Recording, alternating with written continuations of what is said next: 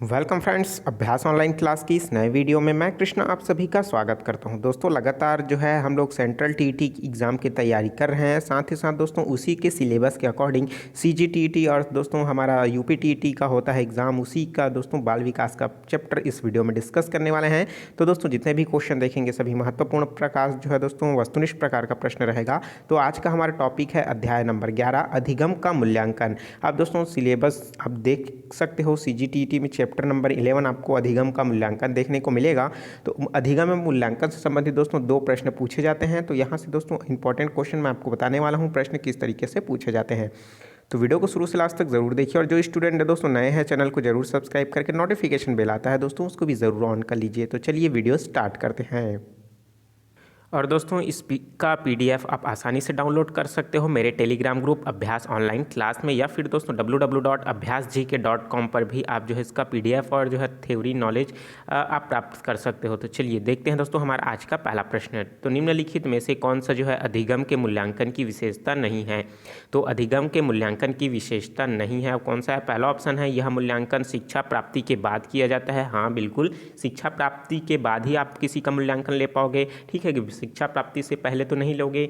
शिक्षा प्राप्ति से पहले कब लिया जाता है दोस्तों? जब जो है शिक्षा जो बालक है पहले से ही जानकार होता है तब। ठीक है, लेकिन ज़रूरी तौर पर जो है शिक्षा आप दोगे तभी तो आप उसका मूल्यांकन करोगे। तो ऑप्शन नंबर बी देख लेते हैं कि इनमें सूचना को सामान्य रूप से अंकों एवं ग्रेडों के माध्यम से निरूपित किया जाता है। बिल्कुल, किसी भी जो है मूल्यांकन करोगे आप या तो फिर उसको अंक के रूप में आप उसको इंगित करोगे या तो फिर ग्रेड के रूप में इंगित करोगे। ठीक है, ऑप्शन नंबर 3 देख लेते हैं, इसमें जो है सूचना अध्यापक द्वारा एकत्र किया जाता है। तो दोस्तों आप बच्चे का मूल्यांकन कर रहे हो तो टीचर ही करेगा ना, तो ये क्या हो जाएगा? बिल्कुल ये सही हो जाएगा। तो चौथा ऑप्शन है इनमें जो है सूचना छात्रों के द्वारा स्वयं एकत्रित किया जाता है। तो मूल्यांकन बच्चों का किया जा रहा है तो जो सूचना है छात्रों को नहीं किया जाएगा। ठीक है, तो ऑप्शन नंबर 4 जो है तो पूरी तरीके से क्या हो जाएगा? गलत हो जाएगा। तो मूल्यांकन नहीं है, क्या है इसमें से कि छात्र जो है स्वयं का मूल्यांकन नहीं कर सकते। ठीक है, चलिए अगला प्रश्न देख लेते हैं। वह मूल्यांकन जो विद्यालय के परिषदों में दिशा निर्देशों के आधार पर होता है किंतु परिषद बोर्ड स्तर पर नहीं होता है, क्या कहलाता है? विद्यालय आधारित मूल्यांकन, निरीक्षण, अवलोकन या व्यापक मूल्यांकन? तो इसका राइट आंसर क्या हो जाएगा दोस्तों? विद्यालय आधारित मूल्यांकन, क्योंकि ये विद्यालय द्वारा किया जा रहा है ना कि दोस्तों बोर्ड द्वारा। ठीक है, चलिए अगला प्रश्न देख लेते हैं। आजकल विद्यालय आधारित मूल्यांकन की चर्चा की जाती है, इसके अंतर्गत अध्यापक को विद्यार्थियों के बारे में निम्नलिखित में से क्या जानने का अवसर प्राप्त होता है? पहला कि वे क्या सीखते हैं, दूसरा कि वे क्या सोचते हैं, तीसरा कि वे क्या कैसे सीखते हैं, या उपरोक्त सभी। तो दोस्तों मूल्यांकन प्राप्त करने के लिए दोस्तों ये सभी जानकारी जो है उनको प्राप्त हो जाता है। ठीक है, तो ऑप्शन नंबर 4 क्या हो जाएगा? सही हो जाएगा। चलिए देख लेते हैं अगला प्रश्न। केंद्रीय माध्यमिक शिक्षा बोर्ड ने विद्यालय आधारित सतत एवं व्यापक मूल्यांकन के दिशा निर्देश दिए गए हैं, निम्नलिखित में से कौन सा इसका एक उद्देश्य नहीं है? तो दोस्तों व्यापक मूल्यांकन के लिए दिशा निर्देश दिया है, उनमें से 4 तो दिए हैं, है ना, ऑप्शन दिए हैं, उसमें से एक जो है नहीं है। वो कौन सा है हमको छांटना है। तो पहला है कि बच्चों पर पढ़ने वाले दबाव को कम करता है। ऑप्शन नंबर बी है कि विद्यार्थियों को अपनी रुचि के अनुसार पढ़ने की छूट देना, या ऑप्शन नंबर 3 है छात्रों की प्रावीण्यता के निर्धारण के लिए अंकों के स्थान पर ग्रेडों का जो है उपयोग करना, या निदान एवं उपचार के साधन की व्यवस्था करना। प्रश्न क्या है दोस्तों? केंद्रीय माध्यमिक शिक्षा बोर्ड ने विद्यालय आधारित सतत एवं व्यापक मूल्यांकन के निर्देश दिए गए हैं, निम्नलिखित में से कौन सा उद्देश्य नहीं है? तो कौन सा उद्देश्य नहीं है दोस्तों? कि विद्यार्थी को अपनी रुचि के अनुसार पढ़ाने की छूट। अब दोस्तों बच्चे को अपनी रुचि के अनुसार नहीं पढ़ा सकते क्योंकि उन आगे बढ़ना होगा। ठीक है, चलिए आगे तो इसका क्या हो जाएगा? दूसरा ऑप्शन जो है दोस्तों सही हो जाएगा। चलिए देख लेते हैं नेक्स्ट क्वेश्चन। सतत एवं व्यापक मूल्यांकन के व्यापक का तात्पर्य क्या है? तो दोस्तों हम लोग पढ़ रहे हैं लगातार सतत एवं व्यापक मूल्यांकन, तो व्यापक का अर्थ क्या है? एक बार के कार्यक्रम के बदले निरंतर मूल्यांकन, या छात्रों में शैक्षिक एवं सह शैक्षिक पक्षों की किसी एक क्षमता का व्यापक मूल्यांकन, या छात्रों के ज्ञान, समझ, व्याख्या, अनुप्रयोग, विश्लेषण इत्यादि क्षमता का मूल्यांकन, या छात्रों की याद करने की क्षमता का व्यापक मूल्यांकन। तो इसका राइट आंसर क्या हो जाएगा दोस्तों? कि छात्रों को ज्ञान, समझ, व्याख्या, अनुप्रयोग, विश्लेषण आदि की क्षमता का मूल्यांकन करना। तो ऑप्शन नंबर 3 क्या हो जाएगा? सही हो जाएगा। चलिए अगला प्रश्न देख लेते हैं। निम्नलिखित में से कौन से सतत एवं व्यापक मूल्यांकन का उद्देश्य नहीं नहीं है, कौन सा नहीं है हमको ये बताना है। ठीक है, पहला ऑप्शन बोल रहा है कि याद रखने पर बल देने के बदले सीखने की प्रक्रिया पर बल देना। ऑप्शन नंबर बी है कि छात्रों के सीखने की प्रक्रिया एवं परिवेश के बारे में उपयुक्त निर्णय लेना। या ऑप्शन नंबर 3 है कि अध्यापन एवं अधिगम प्रक्रिया को जो है शिक्षक केंद्रित कार्यकलाप बनाना। या चौथा है बोधात्मक, मनोप्रेरक और भावनात्मक कौशलों के विकास में सहायता करना। तो सीखने की जो प्रक्रिया पर दोस्तों इसमें क्या हो जाएगा, क्वेश्चन हमको क्या करना है कि मूल्यांकन का एक उद्देश्य नहीं है वो बताना है। ठीक है, तो दोस्तों इसका राइट आंसर क्या हो जाएगा, और राइट आंसर हो जाएगा कि दोस्तों की अध्यापन एवं अधिगम प्रक्रिया में शिक्षक केंद्रित कार्यकलाप बनाना। तो दोस्तों इसमें क्या रहेगा, बाल केंद्रित क्रियाकलाप रहेगा ना। तो ऑप्शन नंबर 3 क्या हो जाएगा, राइट आंसर हो जाएगा। चलिए अगला प्रश्न देख लेते हैं, प्रश्न नंबर 7। मूल्यांकन की प्रक्रिया के दौरान शिक्षकों को काफ़ी सावधानी बरतने की आवश्यकता होती है। इस दौरान शिक्षकों को निम्नलिखित में से कौन सा कार्य करना चाहिए। दोस्तों क्योंकि मूल्यांकन करते हैं तो बहुत ही जैसे एग्जाम होता है तो आपको पता होगा कि कितना निगरानी रखना पड़ता है, कितनी सावधानी बरतनी पड़ती है क्वेश्चन पेपर से लेकर के आंसर शीट लिखने से लेकर के उसको कलेक्ट करके। ठीक है, तो आपको पता ही होगा। तो चलिए ऑप्शन देख लेते हैं, छात्रों को फीडबैक उपलब्ध कराना ताकि वे बेहतर ढंग से कार्य कर सके। ऑप्शन बी, छात्रों के बीच की तुलना करना। ऑप्शन नंबर 3, छात्रों के बारे में नकारात्मक जो है बयान देना। या चौथा, शिक्षार्थियों को मंद, कमजोर बुद्धि आदि के रूप में वर्गीकृत करना। तो दोस्तों इसमें निम्नलिखित क्या करना चाहिए कि छात्रों को फीडबैक उपलब्ध कराना चाहिए ताकि वो बेहतर ढंग से कार्य कर सके। तो इसका क्या हो जाएगा, पहला ऑप्शन जो है सही हो जाएगा। ठीक है, चलिए देख लेते हैं दोस्तों नेक्स्ट क्वेश्चन नंबर है 8। सतत जो है व्यापक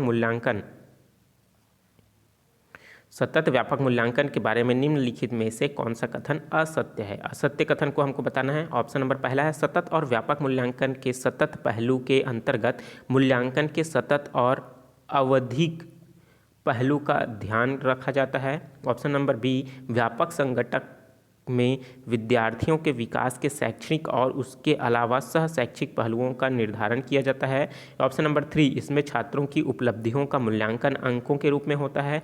ऑप्शन नंबर 4, इसमें मूल्यांकन की बहुविध तकनीकों का उपयोग अनौपचारिक रूप से किया जाता है। ठीक है, तो इसका राइट आंसर क्या हो जाएगा दोस्तों, जो है इसमें हमें सतत मूल्यांकन से असत्य को बताना है ना, जो गलत है उसी को ही बताना है। तो इसका राइट आंसर क्या हो जाएगा कि इसमें जो छात्रों की उपलब्धि है उसका मूल्यांकन अंकों के रूप में होता है। तो दोस्तों इसको उपलब्धि जो है अंकों के रूप में सिर्फ नहीं होता, ग्रेड के रूप में भी होता है। ठीक है, क्योंकि किसी भी तरीके से इसमें मूल्यांकन किया जा सकता है। चलिए अगला प्रश्न देख लेते हैं, निम्नलिखित में से कौन जो है सतत एवं व्यापक मूल्यांकन का एक उपकरण या साधन है। पहला निरीक्षण, दूसरा प्रश्नावली, तीसरा है जांच सूची, चौथा है ये सभी। तो दोस्तों उपकरण बोल रहे हैं ना किसके लिए, व्यापक मूल्यांकन के लिए, तो ये सभी हो सकता है। ठीक है, तो ऑप्शन नंबर 4 क्या हो जाएगा, सही हो जाएगा। चलिए अगला प्रश्न देख लेते हैं, अधिगम के अच्छे मूल्यांकन का या के मानदंड हैं। ये संयुक्त संगत होते हैं, ये विश्वसनीय होते हैं, ये तुलनीय होते हैं, या उपरोक्त सभी। अधिगम के अच्छे मूल्यांकन क्या होते हैं, सुसंगत होंगे, विश्वसनीय होंगे, तुलनीय होंगे, या उपरोक्त सभी। तो दोस्तों जो है दोस्तों ये युक्ति संगत भी होते हैं, विश्वसनीय भी होता है, तुलनीय भी होते हैं। ठीक है, तो उपरोक्त सभी ऑप्शन नंबर 4 क्या हो जाएगा, सही हो जाएगा। चलिए अगला प्रश्न देख लेते हैं दोस्तों, पारंपरिक बाह्य परीक्षा की तुलना में वर्तमान समय में, पारंपरिक मतलब दोस्तों जो पहले ज़माने में जो चल रहा था वो वाला एग्ज़ाम। ठीक है, अब उसकी तुलना में जो आज का समय में विद्यालय आधारित मूल्यांकन है वो सुदृढ़ करने की आवश्यकता क्यों है, सुदृढ़ करने की आवश्यकता क्यों है। चलिए ऑप्शन देख लेते हैं, क्योंकि विद्यालय आधारित मूल्यांकन में बच्चों की सभी योग्यताओं का मूल्यांकन होता है।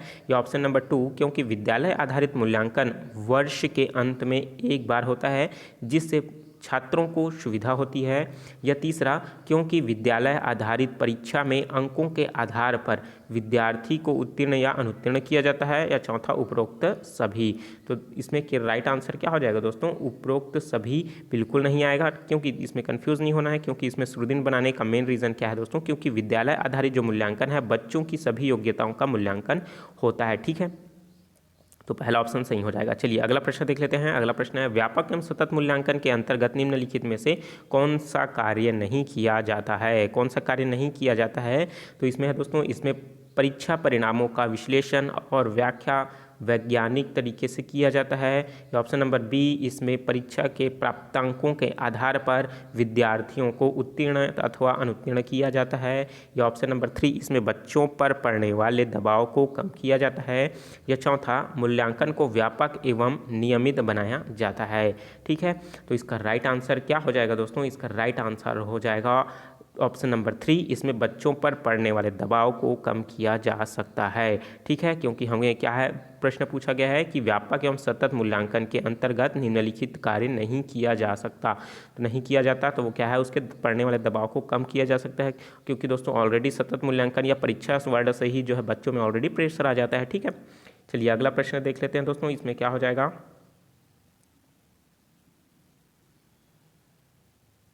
क्वेश्चन नंबर 13, सतत एवं व्यापक मूल्यांकन में निम्नलिखित में से किसका मूल्यांकन नहीं किया जाता है? तो किसका मूल्यांकन नहीं किया जाता है दोस्तों? पहला है छात्रों के विभिन्न विषय क्षेत्रों के कौशल के लिए, दूसरा छात्रों के विभिन्न विषय क्षेत्रों में सफलता का स्तर लेने के लिए, ऑप्शन नंबर 3 है छात्रों की सामाजिक आर्थिक स्थिति के लिए, या चौथा छात्रों के वैयक्तिक कौशल रुचि एवं अभिवृद्धि के लिए। ठीक है, तो इसका राइट आंसर क्या हो जाएगा दोस्तों? ऑप्शन नंबर 3 छात्रों की सामाजिक आर्थिक स्थिति के लिए। ठीक है, तो ऑप्शन नंबर 3 क्या हो जाएगा? सही हो जाएगा। ये मूल्यांकन नहीं किया जा सकता कि उसका सामाजिक समाज कैसा है, उसका आर्थिक स्थिति कैसा है। ठीक है, तो इसमें क्या हो जाएगा दोस्तों? तीसरा ऑप्शन जो है सही हो जाएगा। अगला प्रश्न देख लेते हैं, मूल्यांकन की प्रक्रिया के दौरान शिक्षकों को काफ़ी सावधानी बरतनी पड़ती है।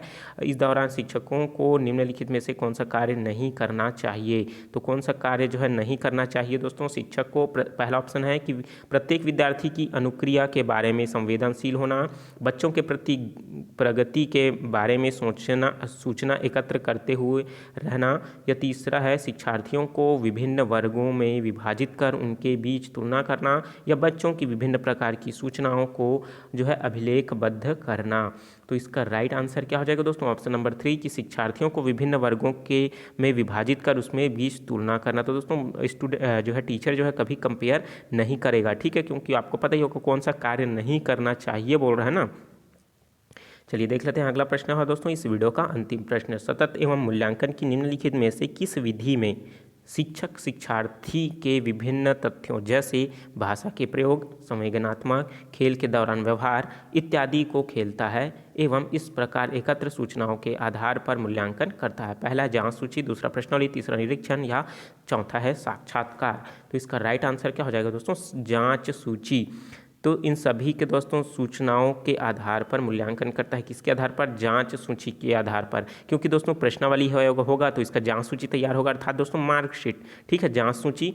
उसी तरीके से निरीक्षण किया गया है तो उसका भी सूची तैयार किया जाएगा, किसमें कितना कितना नंबर पाया है या कितना कितना ग्रेड है। उसी तरीके से साक्षात्कार में भी क्या हो जाएगा, जो है दोस्तों सूची तैयार किया जाएगा, इसको अमुक इतना नंबर प्राप्त किया है, इतना नंबर ग्रेड मिला उसको। तो इस तरीके से जांच सूची से तैयार किया जा सकता है। ठीक है, तो वीडियो कैसा लगा दोस्तों कमेंट करके ज़रूर बताइए। अधिगम का मूल्यांकन यहाँ से दोस्तों 2 प्रश्न जरूर पूछे जाते हैं और इसका PDF आप आसानी से डाउनलोड कर सकते हो दोस्तों मेरे टेलीग्राम ग्रुप अभ्यास ऑनलाइन क्लास से, या फिर www.abhyasgk.com विजिट कीजिए, वहाँ से भी आप इसका जो है आसानी से PDF डाउनलोड कर सकते हो। ठीक है दोस्तों, मिलते हैं नए वीडियो में नए जानकारी के साथ। उससे पहले दोस्तों CTET के लिए, UP टेट के लिए और साथ ही साथ दोस्तों CG टेट के लिए आपके लिए कौन सा बुक बेस्ट रहेगा, मैंने नीचे डिस्क्रिप्शन में लिंक दे रखा है, वहाँ से ज़रूर चेकआउट कर लीजिए। वहाँ पास बेस्ट है दोस्तों TET एग्जाम को क्रैक करने के लिए, चाहे आपका पेपर 1 हो या पेपर 2 का साइंस हो या फिर आपका सोशल साइंस हो। ठीक है, और मैथमेटिक्स के लिए दोस्तों एक अलग से बुक भी दे दिया हूँ। ठीक है, वहाँ पर उसको भी ज़रूर चेक कर लीजिए। ठीक है, चलिए मिलते हैं दोस्तों नए वीडियो में नए जानकारी के साथ। तो मुझे दीजिए इजाज़त। Take care, all the best, जय हिंद।